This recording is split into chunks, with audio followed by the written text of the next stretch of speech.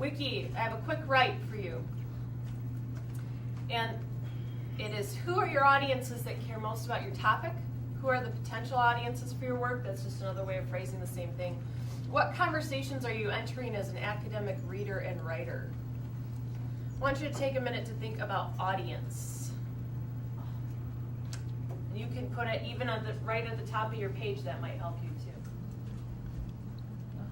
As Dawn invites students to begin with this pre-writing activity, she has already made it clear that we will be thinking carefully about audience and purpose for this piece of writing. Sometimes school writing can be, well, a little schooly, and we want students to think about the audiences and purposes that their work can serve beyond the school walls. Thus, throughout this lesson, Dawn will be introducing the MAPS heuristic. We will be exploring the mode or genre of various texts, as well as the media that students can use, including text, audio, and video.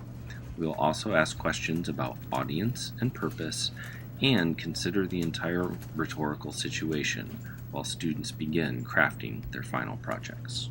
So you might want to have 2 tabs open, and you'll see what we're doing next under number 2. So what we're going to do is review the assignment a little bit and talk about qualities of research papers. And then what you're going to be doing is checking and seeing where you're at. What are the things that you have that are working? What are the things that you could continue to be working on in terms of revision this week? Okay? So when we think, let's actually do some brainstorming first off of this. And some of you might prefer to work on print copies. When you think of research papers and qualities of writing that fit research papers, what do you think of? What was that, Jason? Set amount of time, so it's a snapshot. Remember when I keep talking about you have to be able to do what's also realistic within the time frame you have? I've talked about that with some of you. So we're getting, this is the snapshot based on everything that you've read, your literature circle book, your outside research that you read. But I want you to take a look at the assignment, because I can tell you from working at Michigan State with writers at the Michigan State Writing Center, one of the number one things I always needed to help students figure out is that they have to go back to their actual assignment sheet. You can figure that out before you get to college. That's going to help you immensely. Because when you're looking at, are you meeting and fulfilling requirements, you actually have to look at the requirements to do so. And a lot of times people forget to do that. So that's what we're going to spend some time doing. So I want you to have the chance to individually look at this.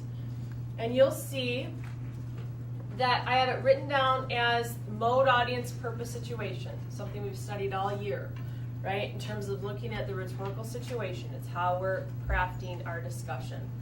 I want you to take a look at this and see, what do you have so far? What do you need to work on? And I'm specifically looking at the maps that you see right here. So we're going to take a few minutes for you to either. As we help students become more skillful writers, it is important to coach them to think through the moves they make in their writing. Understanding these choices will help them develop skills to transfer to other writing opportunities. I take a rhetorical approach with my students, often talking with them about various genres of writing and the moves that writers make in those genres to address different audiences and purposes, and to employ media such as text, image, sound, or video. What are some other things that you noticed when you look back at the assignment? Did anybody have questions or things that jumped out at you? I had some people ask good questions about primary and secondary sources. Have you thought about audience and who cares about your question outside of our